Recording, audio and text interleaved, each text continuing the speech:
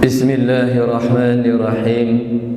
Assalamualaikum warahmatullahi wabarakatuh.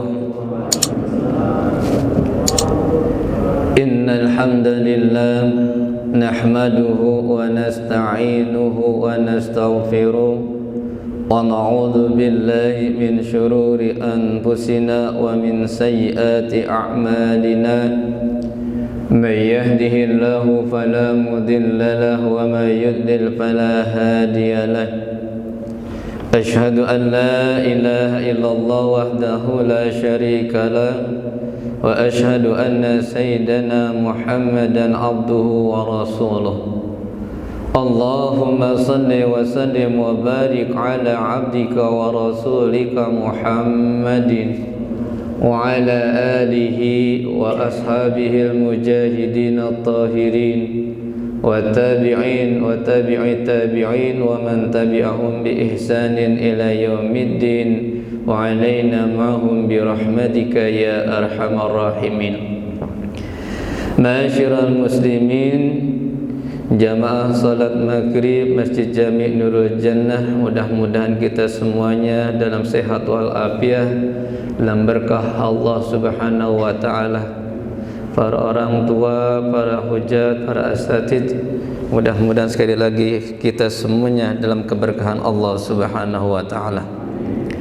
Alhamdulillah, puji serta syukur mari kita panjatkan kehadirat Allah Subhanahu wa taala yang mana sampai dengan saat ini masih melimpahkan nikmatnya kepada kita, nikmat iman, Islam, sehat walafiat, sehingga dengan nikmat-nikmat tersebut pada kesempatan sore menjelang malam hari ini kita bisa hadir di tempat yang mulia ini dalam rangka melaksanakan kewajiban kita, yaitu salat maghrib secara berjamaah, dilanjutkan dengan duduk bersama untuk menuntut ilmu.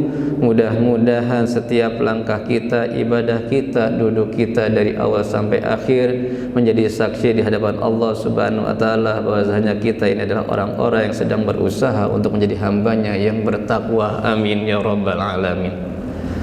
Salat dan salam semoga tetap tercurah limpah kepada Nabi kita Muhammad sallallahu alaihi wasallam beserta para keluarga dan para sahabatnya, dan mudah-mudahan kita selalu istiqomah dalam menjalankan sunnah-sunnah ajaran Rasulullah sallallahu alaihi wasallam ila yaumil qiyamah. Amin ya rabbal alamin.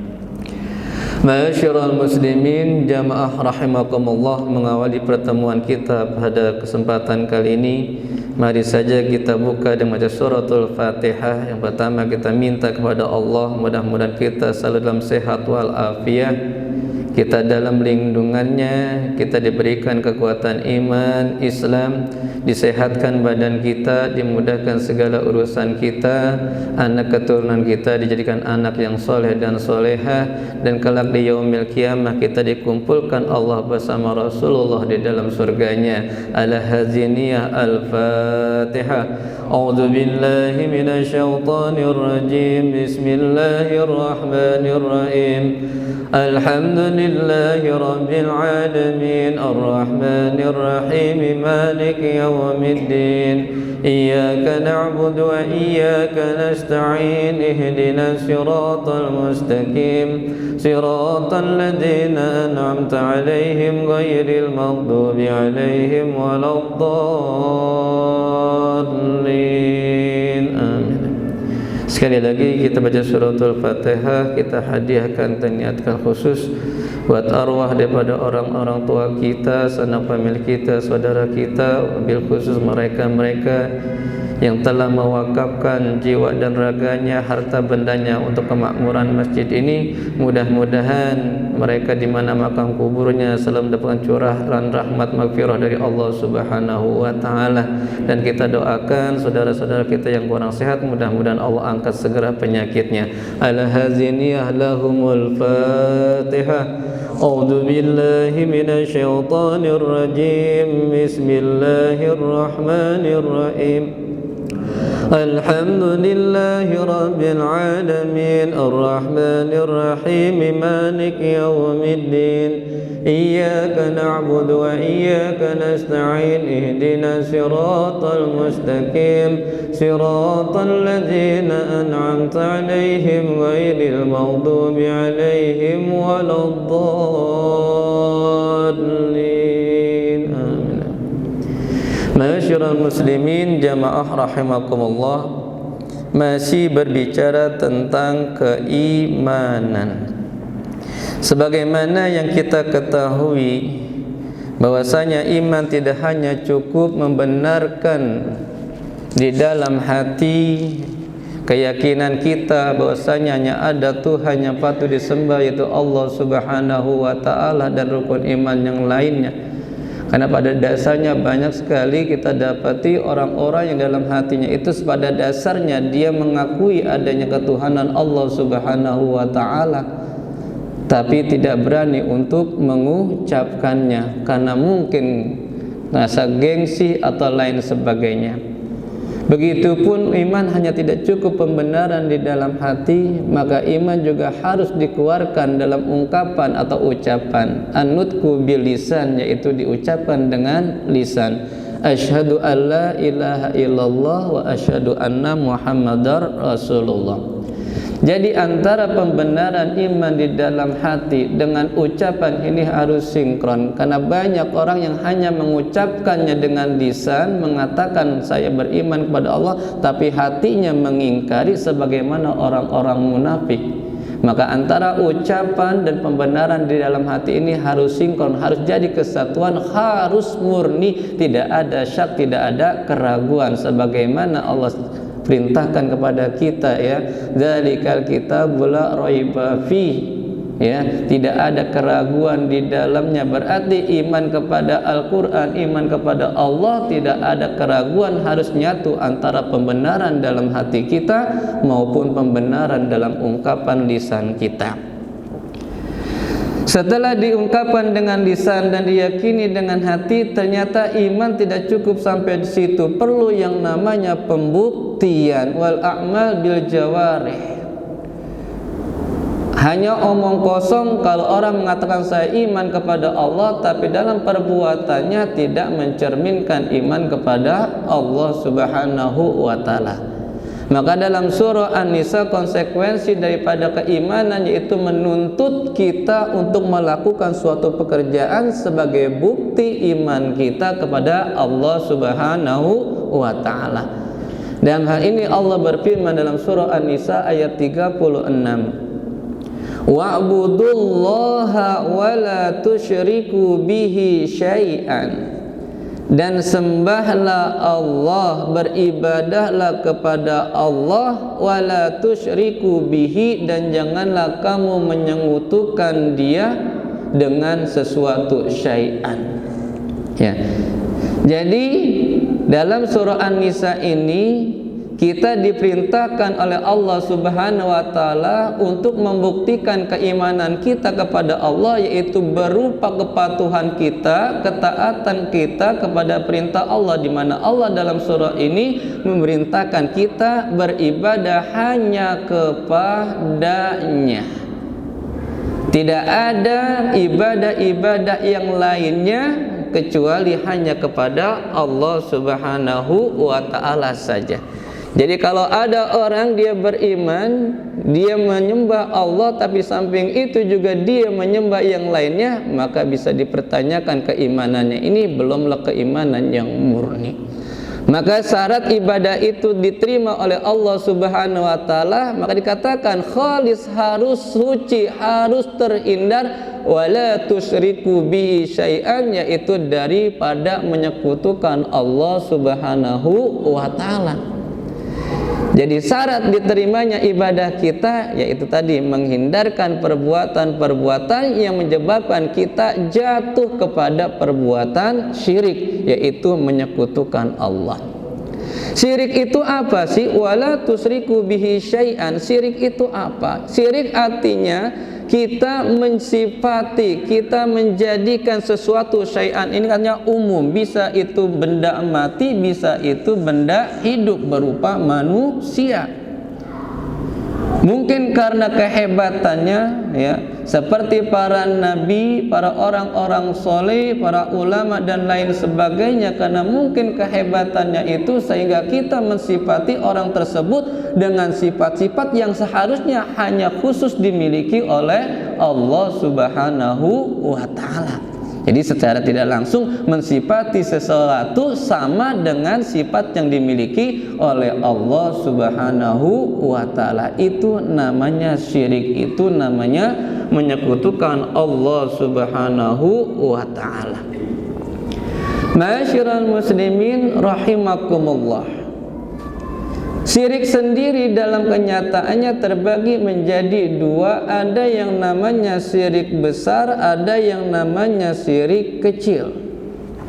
Syirik besar berarti tadi yaitu menjadikan sesuatu, mensifati sesuatu, baik itu benda, baik itu manusia, apakah dia dari karangan para nabi, para rasul, ulama, tabi'in, pengikut dan lain sebagainya, para sahabat, dengan sifat-sifat yang semestinya sifat itu hanya dilekatkan kepada Allah Subhanahu wa Ta'ala. Itu namanya syirik besar. Adapun syirik kecil berarti syirik yang tidak melampaui atau mendekati daripada batas-batas syirik besar. Ya, jadi ada dua macam syirik. Yang pertama itu syirik besar, yang kedua adalah syirik kecil. Perbedaannya antara syirik besar dengan syirik kecil, yang pertama, kalau syirik besar kita kerjakan, maka syirik itu meliputi semua pekerjaan yang kita lakukan. Tuhitu bikulli a'malina. Dia akan meliputi segala apa yang kita kerjakan. Dengan artian apa yang kita kerjakan termasuk ibadah di dalamnya itu tidak dipandang oleh Allah Subhanahu wa Ta'ala, karena ada dalam diri kita ini keyakinan bahwasanya ada kekuatan di selain pada kekuatan Allah Subhanahu wa Ta'ala. Jadi sholat kita tidak akan dipandang selama diri kita ini ada keyakinan bahwasanya ada kekuatan selain Allah Subhanahu wa Ta'ala. Zakat kita, puasa kita dan lain sebagainya tidak akan dipandang oleh Allah Subhanahu wa Ta'ala selama kita masih istilahnya mengerjakan syirik besar ini. Adapun syirik kecil, jika kita kerjakan, maka syirik itu hanya terkait dengan pekerjaan yang kita lakukan, tidak mempengaruhi pekerjaan yang lain.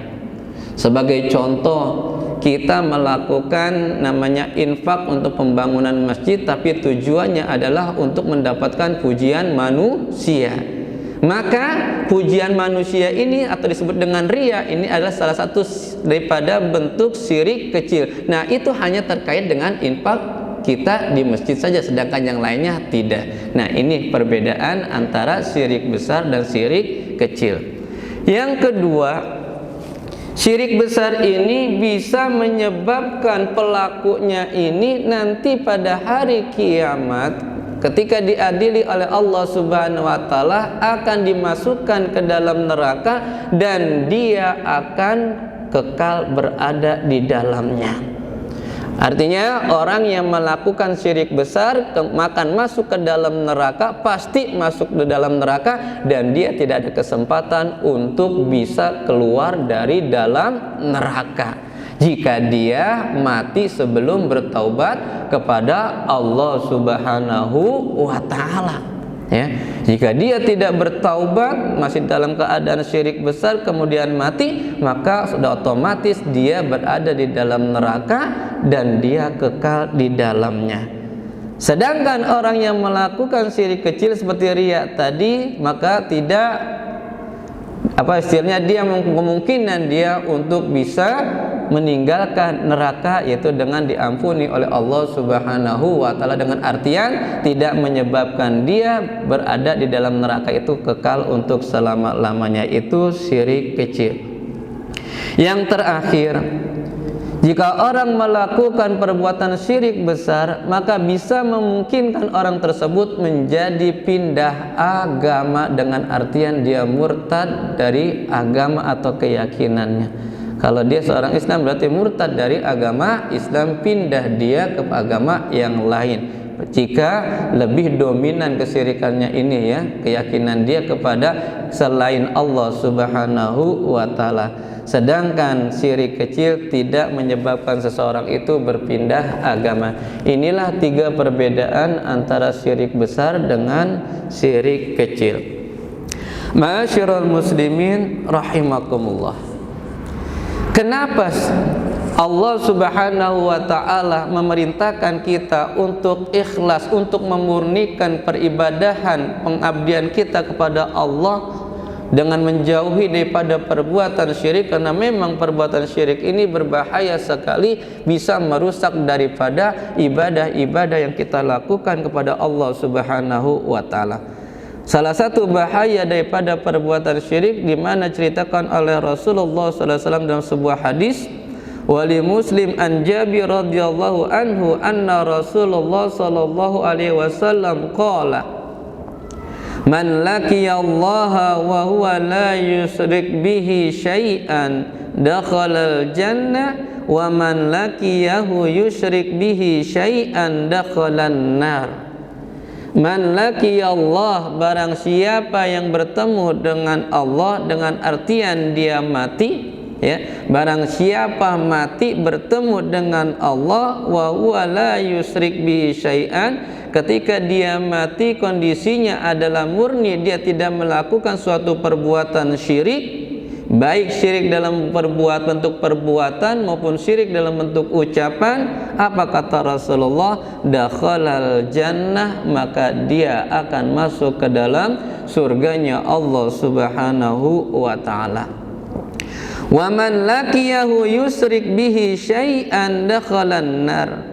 Dan barang siapa laqiyahu, ketika dia bertemu dengan Allah, dengan artian dia mati, yusyrik bihi, ketika dia mati dalam keadaan berlaku syirik kepada Allah, maka dakhalan nar, akibat baginya adalah dia dimasukkan ke dalam nerakanya Allah Subhanahu wa ta'ala. Ya, dari sini kita pahami bahwasanya inilah akibat yang akan ditanggung oleh mereka yang melakukan perbuatan syirik, berarti dia diharamkan oleh Allah Subhanahu wa ta'ala untuk bisa masuk ke dalam surganya. Tentu ini adalah syirik besar. Dan dari hadis ini juga kita pahami bahwasanya surga dan neraka itu hanya bisa didapati oleh seseorang ketika nanti yang namanya melalui proses kematian, ya. Proses kematian, laki Allah, berarti ada proses kematian dulu supaya bisa mengalami yang namanya atau bisa menjalani kehidupan di surga maupun di neraka. Ma'asyiral muslimin jamaah rahimakumullah. Selanjutnya kita lihat kondisi kita. Banyak sekali perbuatan-perbuatan yang bisa menjerumuskan daripada diri kita ini untuk berbuat syirik kepada Allah Subhanahu wa ta'ala. Apa di antara perbuatan-perbuatan yang bisa menjerumuskan diri kita dalam perbuatan syirik? Yang pertama adalah sebagaimana yang disabdakan oleh Rasulullah sallallahu alaihi wasallam. Anna Rasulullah sallallahu alaihi wasallam ra'a rajulan fi yadihi halqatun min suprin faqala ma hadhihi, qala minal wahiyah, faqala anziha fa innaha la taziduka illa wa'nan fa innaka law mitta wa hiya 'alaika ma aflahta abadan. Hadis riwayat Ahmad. Bahwasanya Rasulullah SAW ra'a rajulan, melihat seorang laki-laki fi yadihi, di tangannya itu halqah. Ada halqah itu kalau bisa halaqah artinya orang yang melingkar, tapi di sini artinya halaqah itu lingkaran. Berarti sesuatu yang berbentuk lingkaran, bisa jadi kita anggap saja seperti gelang, ya. Bisa gelang, bisa cincin, bisa yang dipakai itu di leher kita, bisa dipakai di tangan kita maupun di kaki kita ataupun tempat-tempat yang lain. Halaqah artinya lingkaran, halqah, ya. Sesuatu yang berbentuk bulat, min sufrin, yang mana benda tersebut terbuat dari kuningan, bisa juga dari perak, bisa juga dari emas ataupun yang lainnya, yang dibentuk sedemikian rupa membentuk cincin atau lingkaran-lingkaran. Faqala, maka Rasulullah bertanya kepada orang tersebut, ma hazihi, apa ini? Maka orang itu menjawab, minal wahiyah, ini adalah sesuatu yang digunakan untuk menghindarkan diri saya ini dari sakit. Dipakai di tangan, berarti kalau dipakai tangan supaya tangannya ini tidak sakit, atau melindungi dia dari bahaya di tangannya, penyakit di tangannya. Faqala anjiha, maka Rasulullah memerintahkan orang tersebut, anjiha, lepas benda itu. Kenapa? Fa inna la taziduka illa wanan, itu tidak akan memberikan kamu manfaat, itu tidak menyebabkan kamu lebih kuat, bahkan karena benda itu menyebabkan kamu itu semakin lemah, makin sakit. Jadi kan ada istilah pakai jimat berupa gelang, buka kalung, ya, tujuannya untuk melindungi dirinya. Kalau dipukul enggak sakit, kalau dibacok enggak mempan, ditembak tidak tembus dan lain sebagainya. Kata Rasulullah, jangan gunakan itu. Anziha, lepas itu. Kenapa? La taziduka illa wanan, benda itu enggak ada manfaatnya, benda itu tidak ada atau tidak bisa melindungi kamu, bahkan sebaliknya benda itu menyebabkan kamu ini semakin lemah. Illa wahnan fa innaka law mita wa hiya alaik ma aflahta abadan. Jika kamu masih makai itu kemudian kamu mati, ma aflahta abadan, maka kamu tidak akan pernah beruntung selamanya. Ya, tidak akan pernah beruntung selamanya, tidak akan pernah bahagia selamanya lantaran benda seperti itu. Ini salah satu bentuk daripada kesyirikan kepada Allah Subhanahu wa ta'ala. Kira-kira kalau kita lihat di zaman kita ini masih ada nggak seperti itu?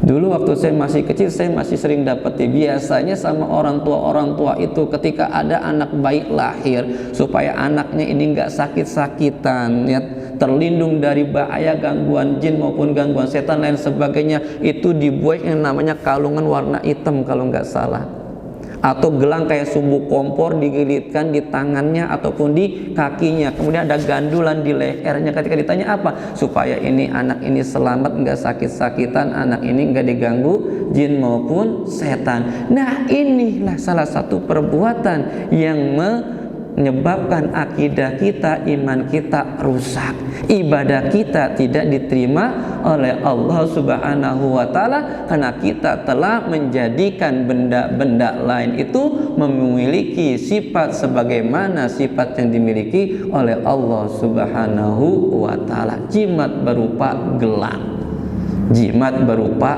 kalung, ya, yang bisa dibuat dari emas, perak dan lain sebagainya. Ini yang termasuk perbuatan syirik. Jika pelakunya masih tetap melakukan ini dalam keadaan kemudian dia mati, maka kata Rasulullah, maaflah tak abadan, kamu tidak akan pernah beruntung selama-lamanya. Ini hadis diriwayatkan oleh Imam Ahmad.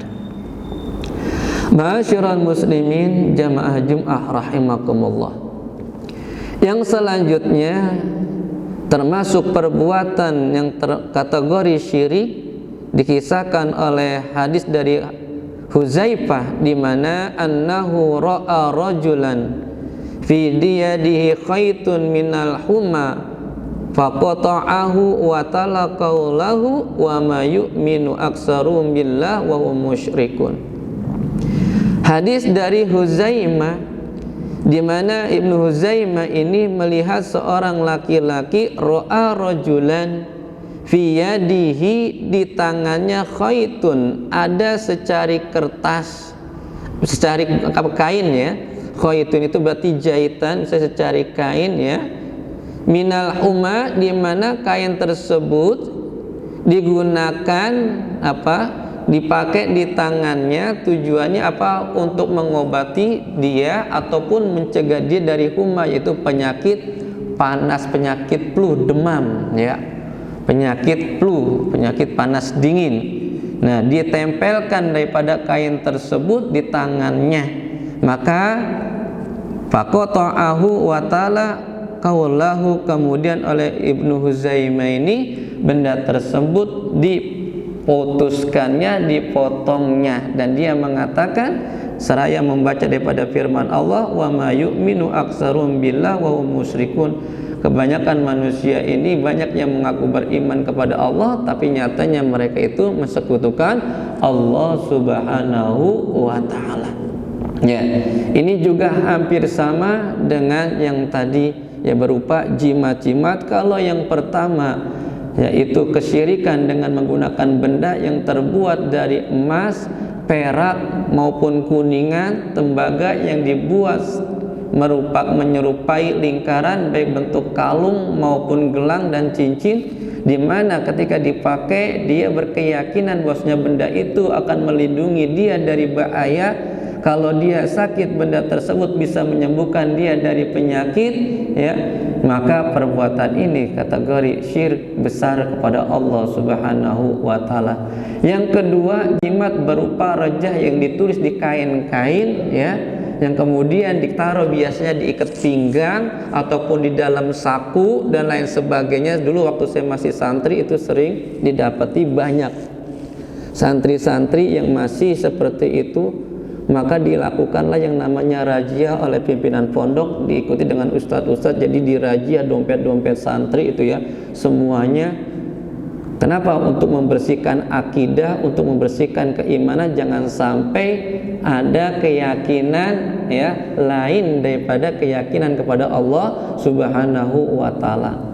Setelah dilakukan razia, didapati itu banyak. Ada yang berupa tulisan di kertas, ada yang berupa isim-isim di kain-kain hitam yang ditulis sedemikian rupa, dan lain sebagainya. Ini sekali lagi, jika kita masih melakukan ini, maka kita termasuk orang yang melakukan perbuatan syirik kepada Allah Subhanahu wa ta'ala. Ada yang lucu lagi, berupa uang, kalau nggak salah waktu itu uangnya 500 rupiah, kertas gambarnya kayak bunga rafflesia, itu ditaruh di dompet khusus. Ketika ditanya, kenapa kamu lakukan ini? Apa jawab dia? Jika saya menyimpan ini, maka duit saya tidak pernah habis. Jadi dia punya keyakinan dengan menyimpan uang 500 perak itu sebagai jimatnya, uangnya enggak habis yang dikirimkan oleh orang tua. Ya menurut logika kita betul ya. Ya orang disimpan 500 perak pasti enggak akan habis karena disimpan. Tapi itu dia bilang akan bertambah terus uangnya yang dikirim sama orang tuanya, tidak habis selama yang 500 ini ada. Tapi dia keyakinannya gara-gara uang ini, uangnya akan bertambah terus. Nah ini na'udzubillah min zalik. Itu di lingkungan pesantren masih ada seperti itu. Bahkan saya dulu pernah ditanya, ada seorang teman nanya, minta kepada saya, Mal, ajarin saya ya ilmu kanuragan yang bisa melet, atau bukan ilmu kanuragan, apa istilahnya, melet orang gitu ya, supaya orang jatuh. Tidak, nggak ada. Saya punyanya ilmu mutolaah, saya bilang gitu. Kalau ilmu mutolaah saya ada, kalau ilmu tafsir saya ada, tapi kalau ilmu untuk melet orang supaya cewek tertarik saya nggak ada. Kenapa? Itu tadi ada memang orang hebat, tapi sekali lagi itu adalah perbuatan atas bantuan jin ya.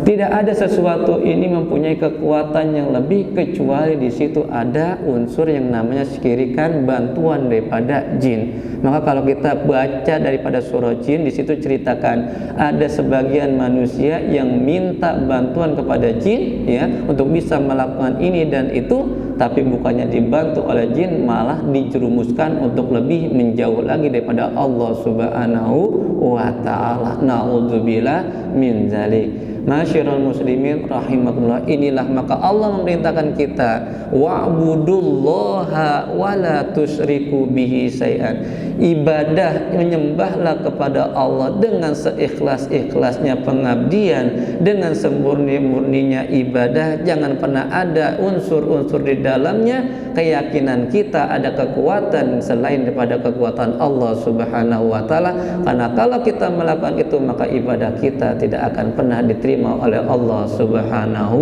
wa taala. Masyiral muslimin rahimakumullah, sebelum kita lanjutkan mungkin ada pertanyaan, silakan.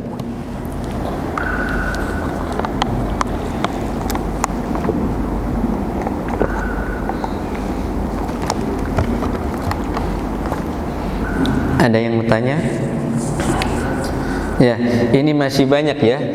Jadi tradisi atau kebiasaan-kebiasaan ini masih berlaku dan bisa kita dapati ya. Daerah khususnya mereka yang masih punya paham Islam kejawen ya. Ada paham Islam kejawen ini luar biasa, paham ini masih ada ya. Ironis, di satu pihak mereka mengatakan saya beriman kepada Allah, saya beriman kepada Rasulullah, tapi dalam perilakunya mereka masih ada keyakinan lain. Seperti yang pernah saya ceritakan, kalau di daerah Ponorogo itu, di daerah ada namanya apa, Ngebel ya, ada namanya danau, kayak danau ya, danau Ngebel ya. Itu kalau pada bulan Muharram 10 Muharram itu ada namanya grebek suro ya.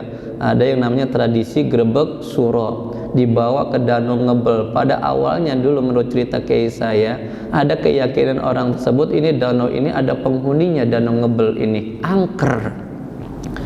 Setiap tahun ketika malam Asyura itu selalu minta sajen. Sajennya enggak gemen-gemen istilahnya gitu ya. Sajennya apa? Yaitu berupa wanita cantik. Jadi setiap tahun harus dipilih ya, harus dicarikan tumbal wanita cantik untuk dibenamkan di dalam danau Ngebel tersebut. Kenapa? Kalau enggak dipenuhi ini namanya ya tumbal, maka akan terjadi yang namanya bala bencana di daerah tersebut. Ini ada keyakinan seperti itu.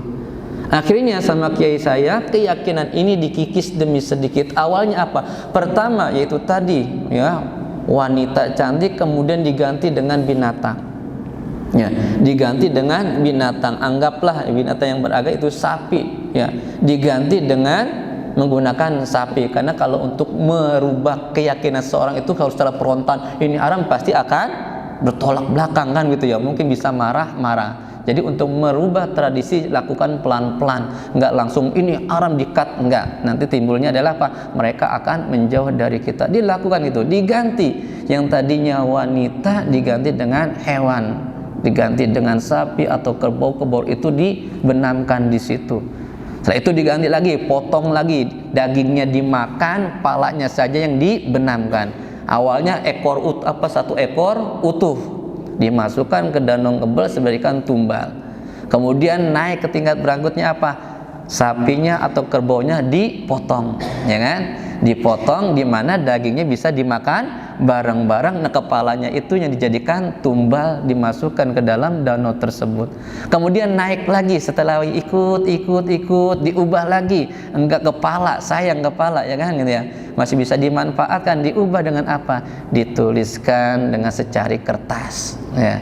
Digunakan secari kertas, kemudian dikasih kepada pimpinannya untuk dibenamkan di danau itu. Dan alhamdulillah akhirnya hilanglah keyakinan itu. Jadi setiap ada grebek suro, yaitu tadi cuma membawa surat dipendamkan. Dan sekarang danau Ngebel menjadi tempat wisata yang ramai. Bahkan dulu saya pernah melakukan namanya kita bakti sosial berupa KKN di danau Ngebel untuk menghibur masyarakat di sana. Itulah tradisi, padahal zaman sudah modern tapi masih ada keyakinan seperti itu. Na'udzubillah min min jalik. Ada Kiai Slamet dan lain sebagainya yang terkait dengan tradisi-tradisi keraton. Ini sekali lagi, kalau kita masih punya keyakinan seperti itu, berarti kita telah berbuat syirik kepada Allah Subhanahu wa taala. Alamat khalidan finnar, kita kekal di dalam neraka kalau kita mati sebelum bertaubat kepada Allah. Ma'asyiral muslimin rahimakumullah, itu saja yang bisa saya sampaikan. Mari kita tutup dengan baca doa. Mudah-mudahan Allah jaga iman kita, Allah jaga akidah kita, dan kita beragama semakin baik lagi. Nastaghfirullahaladzim, nastaghfirullahaladzim. Allahumma shalli ala sayyidina Muhammadin fil awwalin, Allahumma shalli ala sayyidina Muhammadin fil akhirin, wa sallim radhiyallahu tabaraka an kulli sahabati wal qarabati rasulillah ajma'in. Bismillahirrahmanirrahim. Alhamdulillahi rabbil alamin, hamdan yuwafi ni'amahu wa yukafi mazidah. Ya rabbana lakal hamdu kama yanbaghi li jalali wajhikal karim wa azimi sultanik. Allahumma shalli ala sayyidina Muhammad wa ala sayyidina Muhammad. Rabbana zidna ilma warzuqna fahma wal hikmata wal a'la bi rahmatika ya arhamar rahimin. Ya Fatah ya Alim, iftah lana abwaaba rahmatika wa fadlika wa rizqika wa ilmika wal huda. Rabbana atina fid dunya hasanah wa fil akhirati hasanah wa qina adzabannar. Wa sallallahu ala sayyidina Muhammadin nabiyil ummi wa ala alihi wa sahbihi wa salam. Walhamdulillahi rabbil alamin. Demikian yang bisa saya sampaikan, kurang lebihnya mohon maaf. Wassalamualaikum warahmatullahi wabarakatuh.